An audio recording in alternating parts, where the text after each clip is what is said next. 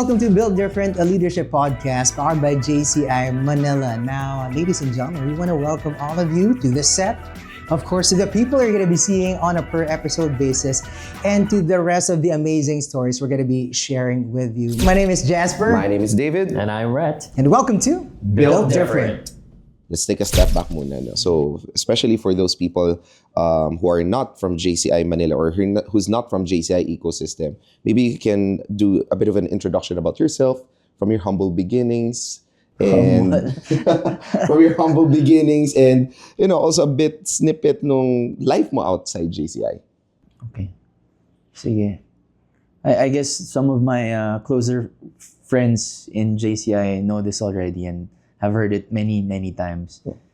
I was born and raised in Manila. I moved to America when I was 15 years old, where I spent my high school days and I actually graduated college from. And makumatawa ka dito. I actually finished the biochemistry degree from UCLA. Wow. Okay. I'm not that smart. Not to fool you or anyone. And right after graduation, I moved back to the Philippines, where I ended up working for our family business, which is an insurance company, Pacific Union. Okay. So, you mentioned your company. So, I want this discussion din sana in such a way that we talk about your company, okay, and we talk about your journey in JCI as the 77th president and how you're able to integrate yan. So, maybe we can start off with how did the journey of Pacific Union Insurance Company started? Okay. Well, I am a second generation in the company. It was started by my father back when he was, I guess, he started the insurance business around 40 years ago. So not to reveal his age, but he started in the business. It was introduced to him by my grandfather, and he worked hard enough to be able to buy the company when he was 31 years old. Wow. So he started out as an agent, and then a little later, he was able to buy the company. 31 years old. Imagine that. I'm 37 now, and I feel like I haven't accomplished anything. Oh, wow. Press. So, sobrang, diba, here in the Philippines, there are a lot of insurance companies. Now, I'm a bit curious, what's different about the Pacific Union Insurance Company? What are the things and what are the products that you offer is it available for the masses? Is it for only businesses? Can you walk us through what do you specifically do in the company? So, insurance kasi has multiple branches. We happen to be a non-life insurance company. So what we protect are tangible assets, properties, and also casualty. So those are the personal accident, any sort of liability insurance we do. And we're also a surety company. Kami yung mga nag-i-issue ng bonds for government projects in behalf of contractors who are able to successfully bid a government-funded project. What was your very first job in your family business? Dad ko kasi ever since he was the type to he was the progressive type. He is a progressive type of leader, and I would say mentor. So he kind of let me figure things out on my own. But obviously had to start from the ground up. That meant me in my casual clothes go around the different LTO offices. Oh wow, okay. Around the Philippines, okay. Which is what he did when he was starting out in his early 20s. How old were you? No, first involvement mo? So when I had graduated from college, I was already 22 years old. 22. Yeah, 22. Oh, yeah, kasi since you graduated in UCLA, yes. Tapos when you got back, doon ka na nag-start yes. sa ano. So yun, I he allowed me to just figure things out. But again, that involved me going through the different facets of the company. Now, since as a second generation owner also of the company, I would assume that there are a bit of a pressure to maintain what your father started. No, syempre, he spent almost all his life building the reputation, making sure that the values is instilled not just to the higher ups of the company, but also doon sa overall ecosystem and the culture of the company.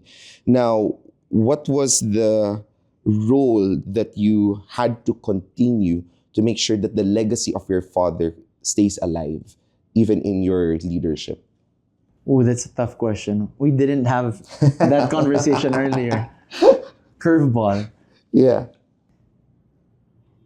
I think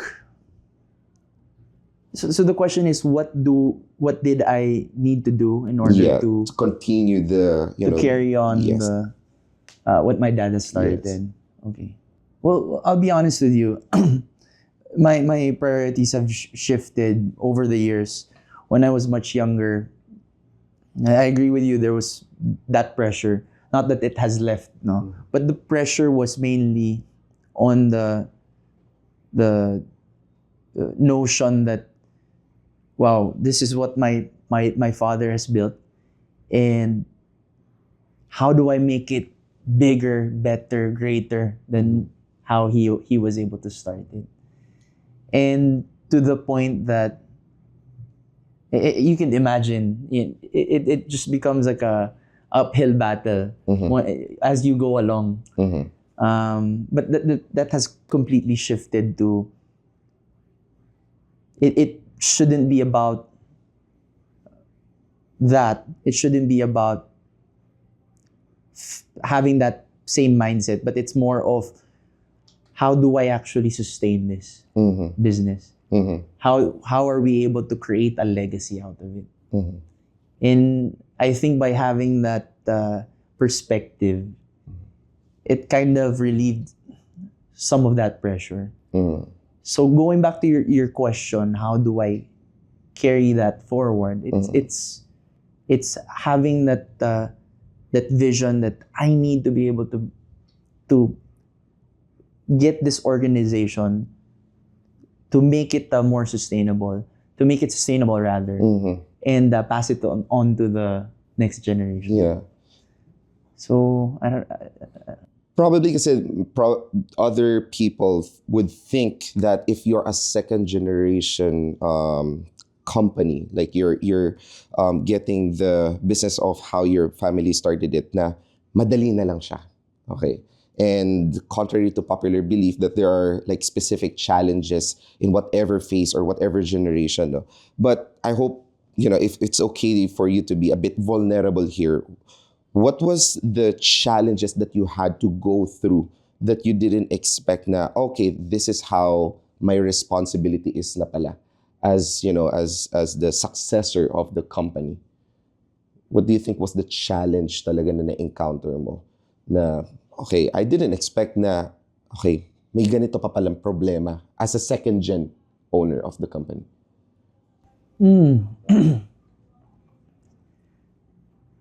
I think yung perspective lang is a little bit different because it wasn't like I was shocked of the problems or the issues that we faced. It was more of I was introduced to an organization that allowed me to pursue what things I could change. So in other words, it was more of, hey, ito pala yung situation. Parang it gave me some there was some confidence that was given to me that it became normal. Parang it was part of it. Like I guess it all boils down to how I was trained by my father. That is part of it. So I didn't really get shocked about it. So okay, now siguro a question that would also tie to the next questions I'll have relating to JCI. What were the core values that led you to the path of making the right decisions? Especially having so much pressure, the critical decisions, the everything that would probably either make or break the company. What was the core value that you have to stick regardless of the overwhelming situation that you're experiencing? It's funny that you asked that because I just had this activity with some of our fellow JCI brothers, and the same question was asked, and what I shared with them was my father. Ever since we were raised, when we were growing up, he would always remind us na reputation should always come first. Protect it at all cost. So the main value that was, I would say, instilled in me and my siblings is the value of integrity. Right. Which is, coincidentally, we are in the business of insurance. So right. In insurance, integrity is an essential aspect of it. Right. And I feel like, to me, as a leader, as a person, that was something that I really held intact. That was the thing that gave me the guidance as to where I wanted to bring things, whether with my career or what I would do for the company, where I could bring the company. Integrity is going to be really important. Right. Kasi especially when it comes to, dealing with businesses, the reputation talaga is very important, so that it's not just about, marketing, pushing the message of your company, but if you're not around the room, what would people say about the business, about the company? And I really like that, because that's also what I strongly believe as a person, the integrity, the reputation, because whatever happens, I heard it from someone, I think it's from Francisco. He mentioned na in situations like okay na malugi ka, huwag ka lang masira. In some situations, no. So that really stuck to me. My dad would always say, maloko ka na, huwag ka lang manloloko. Wow. Okay. Yeah, he would always tell us that incessantly. Yeah. And it stuck with me. It stuck with me. Yeah. In a way, it sounds so. In the world of business, where in the world of capitalism, in a way, there's you have to have some level of aggressiveness. And yung line na yun, kind of parang you're taking a different stance. It's just that reputation will always be correct. Important. That's true. That's absolutely true. Our leadership tip for today is, maloko ka na, huwag ka lang mangloko. Natutunan ko yan kay Press AP. Pero totoo naman talaga, di ba? If we have integrity in doing things, I know that we are on the right track. Yung wala kang inaapakan, di ba? And you are just there to help. Be that kind of light. Make change. The Built Different podcast would like to thank Henry's Camera, U Green Philippines, Kappa Cabina, Surge Digital Media, Jazz Up Communications. Okay. So, yeah. Now, I want to pick on your brain, Press, especially with you becoming the 77th president of JCI Manila. By the way, for those people who don't know JCI Manila is, you can check our other video para malaman nyo what we do as a JCI Manila chapter here in the Philippines. But going back then, Press, I would also assume that the time that you have to spend din kasi in the leadership that you have to act on as the role ng president would be on a different level. Now, what do you think is the difference of being a leader in your company and being a leader in JCI Manila? What do you think is the common denominator there? Wait, the difference or the common? The common denominator of being a leader in your company and in JCI Manila. Well, I guess the most obvious reason or obvious answer to that would be people. Mm. Okay. We have people in our organization, employees, colleagues, and in JCI Manila, we also have members. And I guess the structure is different. Obviously, between the two, you have a private company and you have a organization that's focused on leadership development, and it's a non-profit organization, right? So the way you see the contrast between how you do things. But ironically, there is a commonality between the two, which is the people, Right. how you treat people, how you manage them. With the slight difference that people get compensated here, in JCI Manila or in JCI, everything's pro bono. But what do you think would say the kind of leader you are? Because there are different types of leaders, everyone. So some are really like the leader who shows the people what they should do and then inspiring them, like taking someone and picking the right skills and then making sure that everyone works in a very collaborative way. But what do you think is the type of leader that you are very proud of? Tough question. That's like, aangat ko yung bangko ko dito. Sige, Pres, okay lang na Aangat ano ko yung tayo. bangko ko dito. But sige, what do you think? If I look back in my tenure as a manager, as a leader in our company, and even here in JCI Manila, where I've held positions as a director, as a secretary general, even held the positions as a chairman, and now the honor to become president. I think the type of leader I am is I like to inspire. I think the best way to create movement is by inspiration.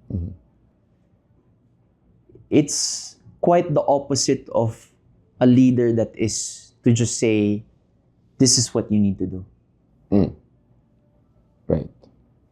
My take on that is, if that's the direction that you would want to go for, it becomes very mechanical. It becomes less organic. What I mean by that is, the action becomes dependent on the leader. Meaning, I say this, you do this. As opposed to the way would normally, the route that I would normally take is, here's what we can be. You sell the vision. Do you want to become part of it? Right. Okay. And I let the person connect the two dots. Okay. Got it. It becomes more organic. It becomes natural.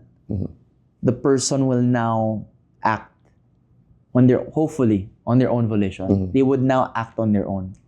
It will not be dependent on a leader. So in a way, if you can, you create a leader out of that person. You're not beholden to the words that will come out of your mouth, from your mouth. You're not restricted to yung relationship between the leader and the follower. I don't know if that makes sense. That actually makes sense, which kind of struck curiosity to me, because anyone, no, before you become a leader, you were a follower muna. Yes. Now, during your JCI career as the follower, during the earlier years of your of your JCI journey, what was the thing that struck you the most that stayed up until now as the president? Because I remember, no, when I got inducted back in 2021, and I always hear your name during the time you were SG, if I'm not mistaken, no, na okay, ganito ang sinabi sa akin ni SGAP. And every year that has been like, the words na naririnig ko very consistent. Now, I'm curious, during your earlier years as a follower in JCI, what struck you the most that made you the leader here na sobrang effective? And I would say, Wow. sobrang effective. Goosebumps ako din. Either that it sent something right through my spine. Actually don't know, but if I could share, when I was starting out, it was all about just doing work and being humble enough to learn and to follow. I wasn't really focused so much on being a leader per se. I just wanted to become part of the organization. But what struck me the most is just the idea of these other guys doing the same thing. And what was interesting was some of them, if not most or all of them, were accomplished, way accomplished than how I was. I was here about 9 years ago, 2015, when I entered. And I entered JCI, sorry. And to just learn about these people, how we were all just connected, working on the same project. And honestly, I just went through the ebbs and flows of the organization. And whether other people find that fascinating or not, to me, I was just in awe. Galing na mga to, no? Like, they're doing this all for free. Right. So who am I now to say anything? So yun yung something that interested me or fascinated me. Okay. Now, pointing out sa sinabi mo kanina, Press, na parang everyone has their own lives outside JCI, but they're doing everything for free. And sometimes it takes a toll to the time, to the, doon sa oras that you could have been dedicating to your own business. Now, my question to you is, do you believe in work-life balance or work-life integration? Or how do you define your own work-life balance? When you say balance, I guess if you take it literally, it's being able to, if you had 100%, you'd be able to distribute your time and your energy. I always say that term, no, energy, evenly across all aspects of your life. And to me, work-life balance is non-existent, if anything. In fact, it's all relative. It's all dependent on the priorities, on your priorities. And your priorities might even change over time. Even during the day, month, in general. Your priorities will always have that movement, so to speak. And maybe it's more of if I could share the idea of energy management. Right. Yeah, can you define your energy management? Because nag-stuck sa akin to, lalo na nasabi sa akin like 2 days ago. Because it's not time management anymore. It actually makes sense, energy management. Where sometimes kasi when masaya ka or masyado ka marami ginagawa, the energy is all over the place until such time that you find yourself drained and you don't have like the enough push to move forward into some task na naghihintay din ng full energy mo, ng full effort mo. But you, over this January pa lang, during the time of this shoot, nagsisimula pa lang tayo, and you've been all over the place. You've been to outside the Philippines, attending inductions here in the Philippines, board meetings, everything, and also time with your family, time with your company. What is energy management to Press AP? It's about being enough to the thing that's in front of you. Whether it's family, your business, JCI, it's having that sense of, it's almost hard to define it, but you know when you're there, when you're in this moment, you can almost kind of feel it. It's such a weird concept, but I guess to put it simply, it's the idea of having enough attention, being present to the situation. But I don't know, my wife will probably disagree with me. Because, if anything, I shout out to my wife, Melissa. They've taken a toll from, this role that I just assumed. But energy management is everything to me. And it is my way of knowing if I'm able to connect. I think that would be the proper term for it, connect. So if it's family, good energy management would mean I'm able to connect with my wife and my kids, which has been a challenge, by the way. Good energy management for work would be for me to fulfill my role as a chief operating officer of Pacific Union. Right. Good energy management for JCI as president means I'm able to connect to the members. I'm able to connect with, the so-called vision for the year. So I think that's what it means to have a good energy management. Right. Is to have that connection. Connection means everything. Okay. Okay. Naroon pumapasok sa isip ko when you're explaining that, because maybe some people here would say na easier said than done, di ba? Na parang kasi you can do that, but I don't have that much resources. But I think it also boils down to your why, di ba? Yeah. So Definitely. Di ba, ang daming pwedeng paglaanan ng oras. There's so many, there's limited hours, but yet there's so many hours in a day that you could have, allocated it in such a different way that would feel based on your own satisfaction definition, right? But with everything that you're doing, with the energy that you're exerting in 3 or 4 different facets of your life, what's your why?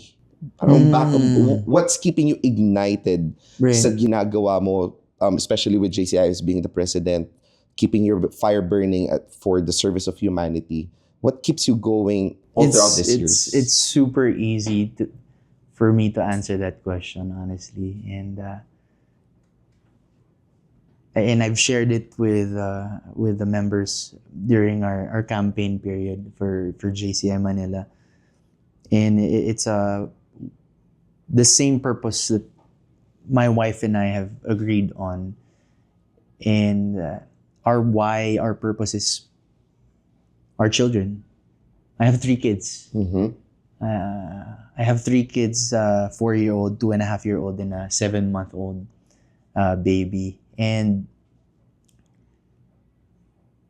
just tying it all together with, we started with business, and then we kind of talked about my role here in JCI Manila over the years.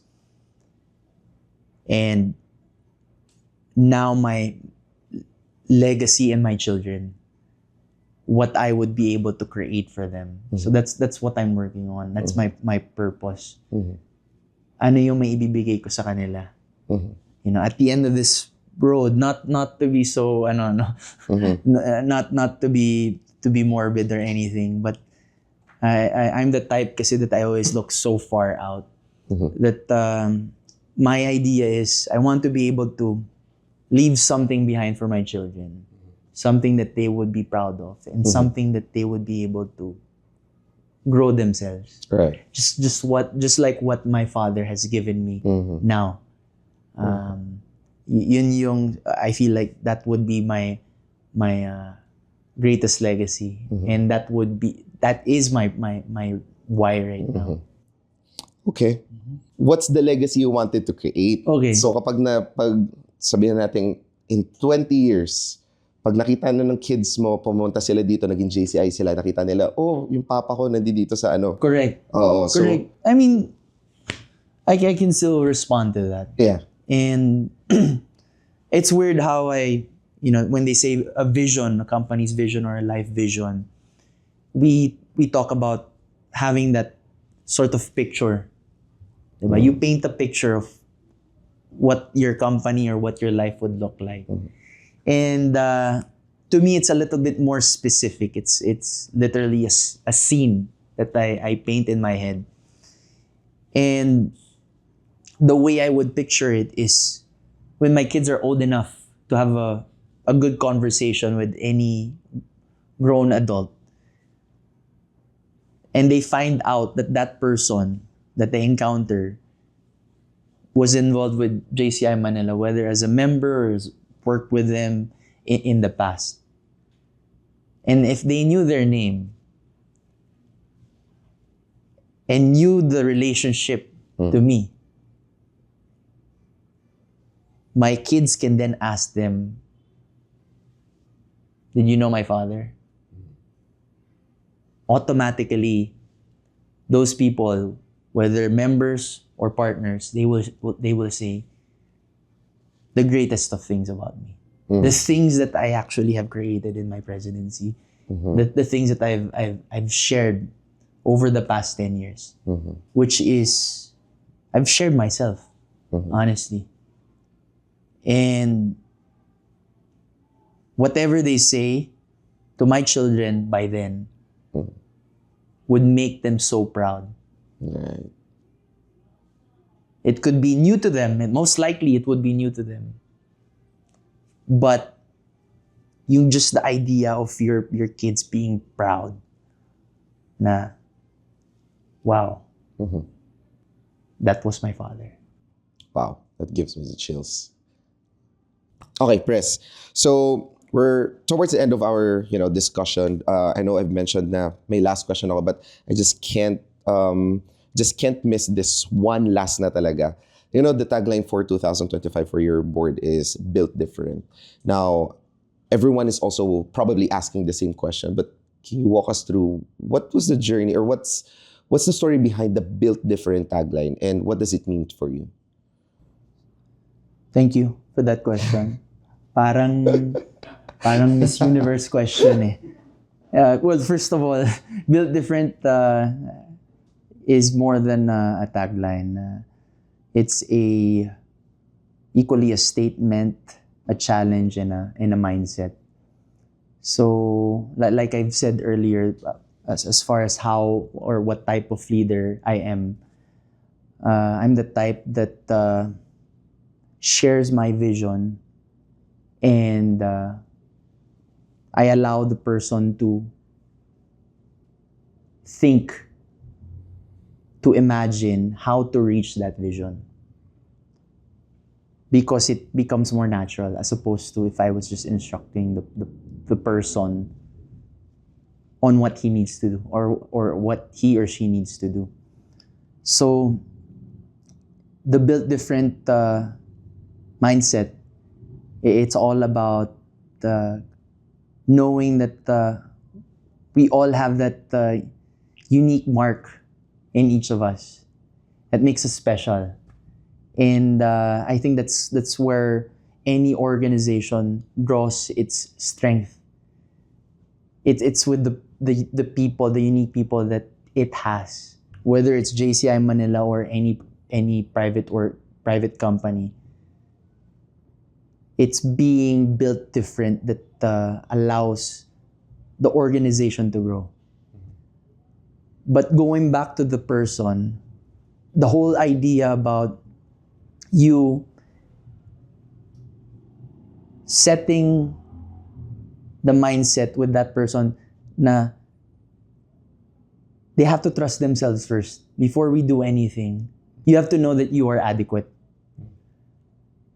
It is sort of establishing that idea that you don't need validation from others.